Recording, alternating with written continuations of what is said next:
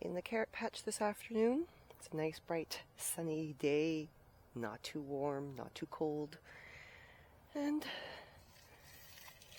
harvesting up some of my carrots. I still have half a bed left. I got this half all uprooted and just leaving all the crap around because we're going to get rototillered in later on in the next couple weeks. I'll rototiller all the beds, get them ready for the fall. Because I have to, where is it? Oh yeah, it could be down here. Because down here is going to be my garlic plantings for next year. So I'll have to rototiller to get that ready to go. But we're going to continue on with this. There's some pretty nice ones. We actually had a couple of friends over last night, and I gave her some carrots and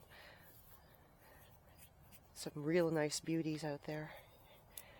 And I'll be tackling the parsnips over there too today. They are pretty big too. Get them all prepped up and stored away for the winter time, so we'll have some fresh carrots and parsnips for stews and eating, whatever. Juan's not a big fan of parsnips. I love them. I think they're an underrated vegetable. They add so much to stuff you make with them. So I'm not going to bore you with me digging through carrots. Even these guys are nice. Baby carrots, I guess, technically. Even though if I had planted them soon enough, they would have grown a little bit bigger. But, yeah, no. Sometimes you just don't do things when you should. Got a really good harvest from the carrots.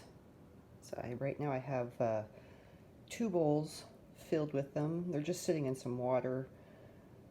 I gave them kind of a pre-scrub, but I want to have more of the dirt kind of loosen off on them before I get them ready for either blanching and freezing, or some of them are small that they're not even worth, freezing up. They'll be, snack size.